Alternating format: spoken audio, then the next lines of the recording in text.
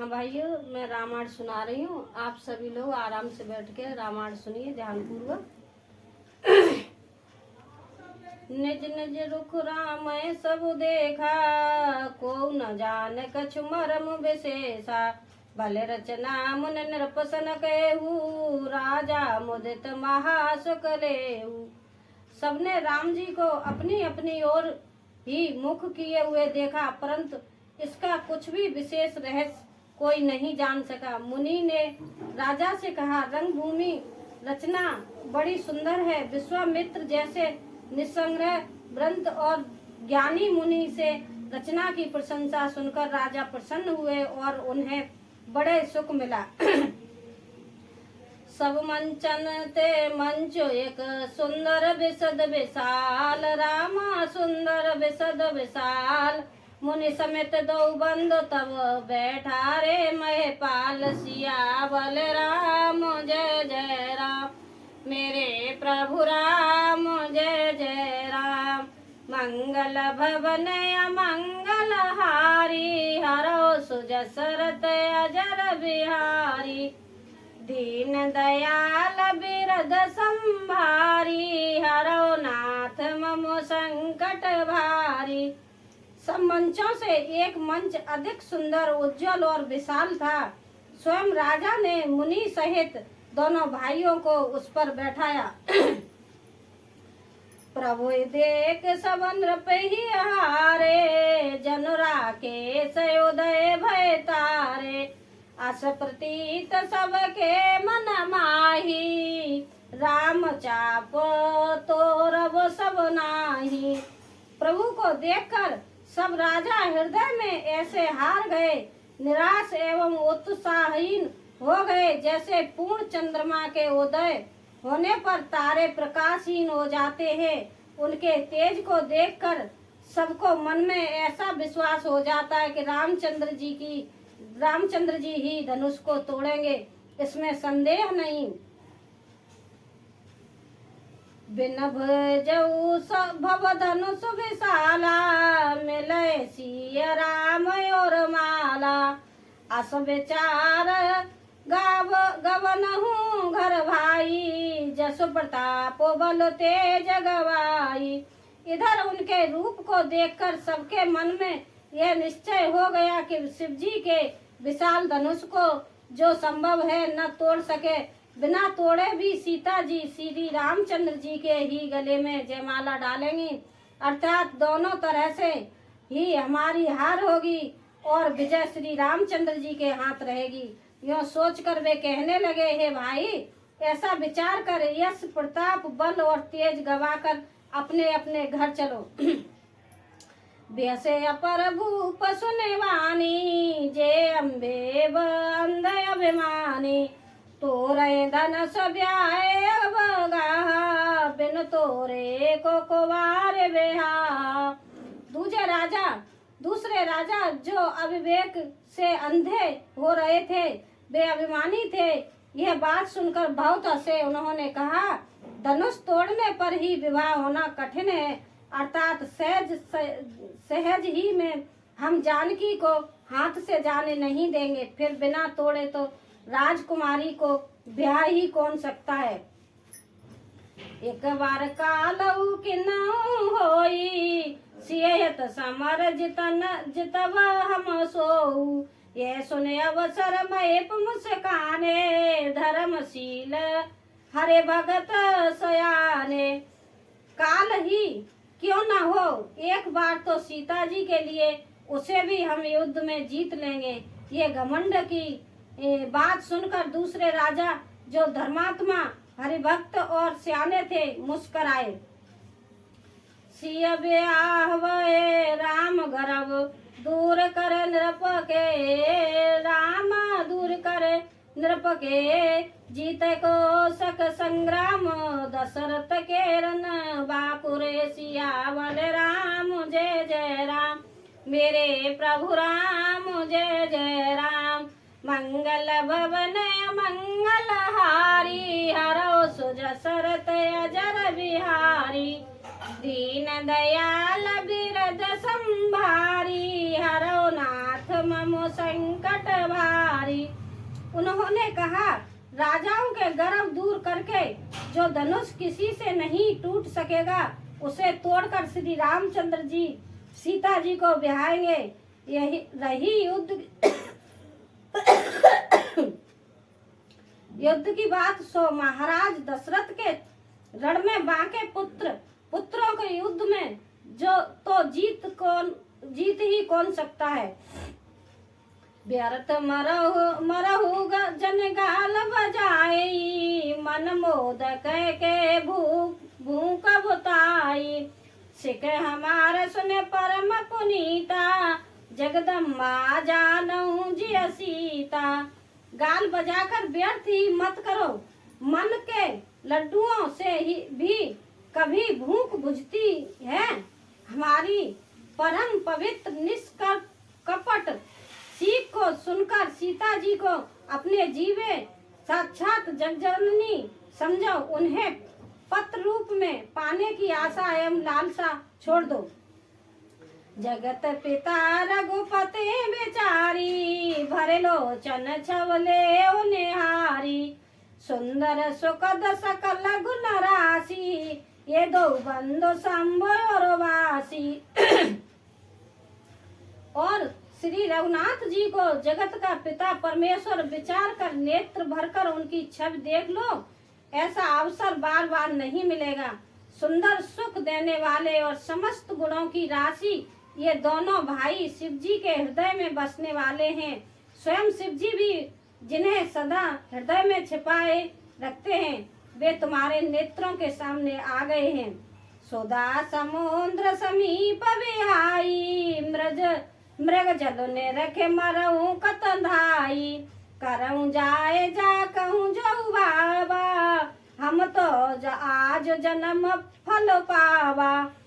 समीप आए हुए भगवान दर्शन रूप अमृत के समुद्र को छोड़कर तुम जग जननी जानकी को पत्नी रूप में पाने की दुरासार रूप मिथ्या मृग जल को देखकर दौड़कर क्यों मरते हो।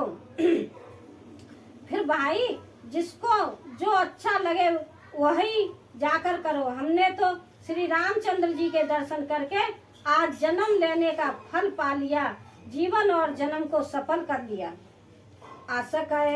असकय भले भूप अनुरागे, रूप अनूप बिलोकन लागे। देखे सुर नव चढ़े विमाना, बरसे सो मन करे कलगाना। ऐसा कहकर अच्छा राजा प्रेम मग्न होकर श्री रामचंद्र जी का अनुपम रूप देखने लगे। मनुष्यों की तरह बात ही क्या, देवता लोग भी आकाश से विमानों पर चढ़े हुए दर्शन कर रहे हैं और सुंदर गान करते हुए फूल बरसा रहे हैं। जान सुअवसरो सिय तब पठय जनक बुलाए, रामा पठई जनक बुलाए। चतुर सखी सुंदर सकल सादर चली लवाए। सियावल राम जय जय राम, मेरे प्रभु राम जय जय राम। मंगल भवन मंगल हारी, हरो सुजसरत अजर बिहारी। दीन दयाल बिरद संभारी, हरो नाथ ममो संकट भारी। तब अवसर जानकर जानकी जी ने सीता जी को बुला भेजा। सब चतुर और सुंदर सखियां आदर पूर्वक उन्हें लेवा चली। सिय शोभा नहीं जाई बखानी, जगदम्बा रूप गुण खानी। उपमा सकल मोए लगो लागी, प्राकृत नारे अंग अनुरागी। रूप और गुणों की खान जननी जानकी जी की शोभा का वर्णन नहीं हो सकता। उनके लिए मुझे काव्य की सब उपमाएं तुच्छ लगती हैं, क्योंकि वे लौकिक स्त्रियों के अंगों से अनुराग रखने वाली हैं, अर्थात वे जगत की स्त्रियों के अंगों को दी जाती हैं। काव्य की उपमाएं सब त्रिगुणात्मक माई के जगत से ली गई हैं। उन्हें भगवान की स्वरूप शक्ति श्री रामचंद्र जी के अप्राकृत चिन्हमय अंगों के लिए प्रयुक्त करना, उनका अपमान करना और अपने को उपहासास्पद बनाना है। सिय बरन दे उपमा देही कुकबे कहाए अजसो को ले ज्यों पट तरेती सब सिया जगयस जुबते कहा कमलिया। सीता जी के वर्णन में उन्हें उपमाओं को देखकर कौन कुकवि कहलाए और अपयश भागी बने, अर्थात सीता जी के लिए उन उपमाओं का प्रयोग करना सुकवि के पद से युक्त होना और अपकृत मोल लेना है। कोई भी सुकवि ऐसी नादानी एवं अनुचित कार्य नहीं करेगा। यदि किसी स्त्री के साथ सीता जी की तुलना की जाए तो जगत में ऐसी सुंदर युक्ति ही कहाँ जिसकी उपमा उन्हें दी जाए। गिरा मुखर तन अरद भवानी रते अति दुखते अतो न पत जानी बेसवारो ने बंधु प्रिय जही कहे रमा समय के मैं वृदेही। पृथ्वी की स्त्रियों की तो बात ही क्या, देवताओं की स्त्रियों को भी यदि देखा जाए तो हमारी अपेक्षा कहीं अधिक दिव्य और सुंदर है। तो उनमें सरस्वती जी तो बहुत बोलने वाली हैं। पार्वती अर्धांगिनी हैं, अर्थात अर्ध नारी नटेश्वर के रूप में उनका आधा ही अंग स्त्री का है, शेष आधा अंग पुरुष शिव जी का है। कामदेव की स्त्री रति पति को बिना शरीर का अनंग जानकर बहुत दुखी रहती है और जिनके विष और मद जैसे समुद्र से उत्पन्न होने के नाते प्रिय भाई है, उन लक्ष्मी के समान तो जानकी जी को कहा ही कैसे जाए। जो छवे सुधा पायो निधि होई परम रूप मय कच्छप सोई सोवारंज मंदरु सिंगारू मथे पाने पंकज निज मारू। जिन लक्ष्मी जी की बात ऊपर कही गई है वे निकली थी खारे समुद्र से, जिसको मथने के लिए भगवान ने अति कर्कश पीठ वाले कच्छप का रूप धारण किया। रस्सी बनाई गई महान विषधर वासुके नाग की मथानी का कार्य किया। अतिशय कठोर मंत्राचल पर्वत ने और उसे मथा सारे देवताओं और दैत्यों ने मिलकर जिन लक्ष्मी को अतिशय शोभा की खान और अनुपम सुंदरी कहते हैं, उनको प्रकट करने में हेतु बने ये सब असुंदर एवं स्वाभाविक ही कठोर उपकरण। ऐसे उपकरणों से प्रकट हुई लक्ष्मी श्री जानकी जी की समता को कैसे पा सकती हैं।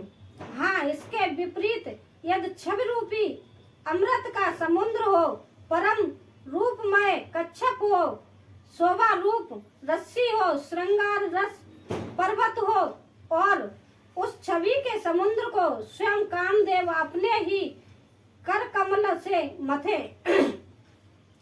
यही विधि उपजे लक्ष्य जब सुंदरता सुखमूल रामा सुंदरता सुखमूल तदिप सकोच समेत कवे कहे सिया समतुल सियावल राम जय जय राम मेरे प्रभु राम जय जय राम मंगल भवन मंगल हारी हरो सुजसरत अजर बिहारी दीन दयाल बिरद संभारी हरो नाथ मम संकट भारी। इस प्रकार का संयोग होने से जब सुंदरता और सुख की मूल लक्ष्मी उत्पन्न हो तो भी कभी लोग उसे बहुत संकोच के साथ सीता जी के समान कहेंगे। जिस समुद्रता के समुद्र को कामदेव मथेगा वह सुंदरता भी प्राकृत लौकिक सुंदरता ही होगी, क्योंकि कामदेव स्वयं भी त्रिगुणमयी प्रकृति के विकार है। अतः इस सुंदरता को मत कर प्रकट की हुई लक्ष्मी भी उपयुक्त लक्ष्मी की अपेक्षा कहीं अधिक सुंदर और दिव्य होने पर भी होगी प्राकृति ही। अतः उनके उसके साथ भी जानकी जी की तुलना करना कवि के लिए बड़े संकोच की बात होगी। जिस सुंदरता से जानकी जी का दिव्य परम दिव्य ग्रह बना है, वह सुंदरता उपयुक्त सुंदरता से भिन्न अप्राकृत है।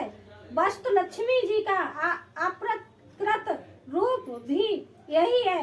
वह कामदेव के मथने में नहीं आ सकती और वह जानकी जी का स्वयं रूप ही है।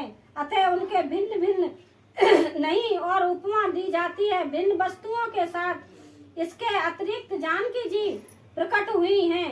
स्वयं अपनी महिमा से उन्हें प्रकट करने के लिए किसी भिन्न उपकरण की अपेक्षा नहीं है, अर्थात शक्तिमान से अभिन्न अद्वैत तत्व है।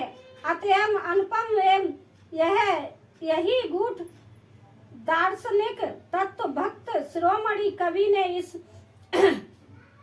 अभूतम मालकार के द्वारा बड़ी सुंदरता से व्यक्त किया है। चली संग ले सकी सयानी, गावत गीत मनोहर वाणी, सो नवल तन सुंदर सारी, जगत जनने अतुलित छवि भारी। श्यानी सखियां सीता जी को साथ लेकर मनोहर वाणी से गीत गाती हुई चली। सीता जी के नवल शरीर पर सुंदर साड़ी सुशोभित है। जगजननी की महान छवि अतुलनीय है। देखियो भाइयों, अब मैं रामायण को यहीं विराम देती हूँ और कल यहीं से सुनाऊंगी। आप ध्यान से सुनिए। धन्यवाद।